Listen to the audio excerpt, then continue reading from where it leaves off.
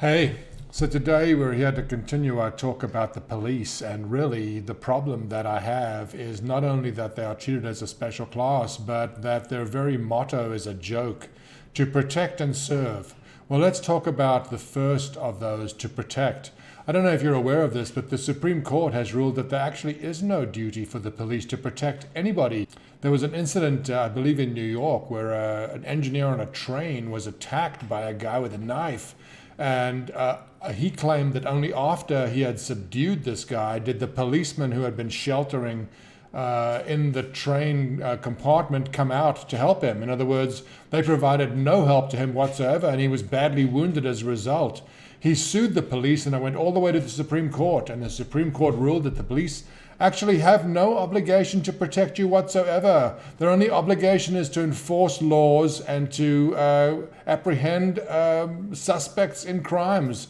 No obligation to protect you. How about to serve you? Have you had an interaction with the police recently? They may call you sir, but if they decide to order you face down in the dirt, you better do it. If they decide that they want to handcuff you, put a knee in the back of your neck, smack you a couple of times with a stick because you are talking back to them, this is all perfectly okay.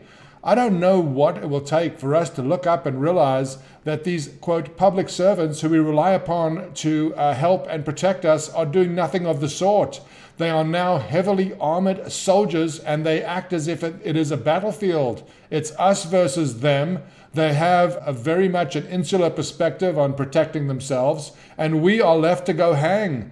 Good luck. So then we come to this issue of these quarantines. Why is it that these governors can enact edicts that do not have the power of law, and yet the police are only too quick to respond and follow these edicts? These are not laws. Laws are passed by legislatures. They're not passed by governors. You can't be forced to stay home.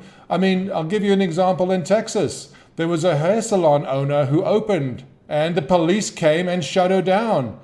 She was brought to trial, and the judge demanded that she apologize for being selfish.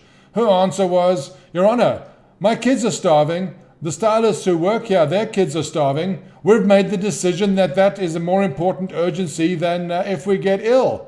The judge was so enraged that she wouldn't apologize that he sentenced her to 7 days and I believe a $7,000 fine. The funny irony is that Governor Greg Abbott of Texas then publicly claimed that the judge had gone too far in sentencing her to jail.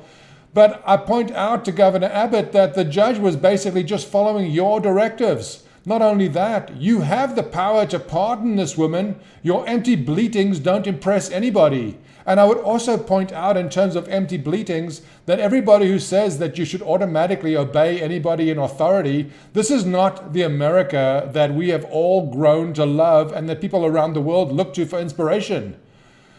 It's time to be a beacon again. I mean, the facts have changed. These models that showed millions of deaths have turned out to be inaccurate. I think that when we go back out, there are going to be subsequent waves of deaths, and people are going to die. But does that mean that illegal, unconstitutional orders will continue to be followed by the police? Yes, they will. They are not on our side. They are on the side of the state. It's time for us to wake up and realize that we've lost control of where we're heading in this country. It's time to get it back. Please wake up.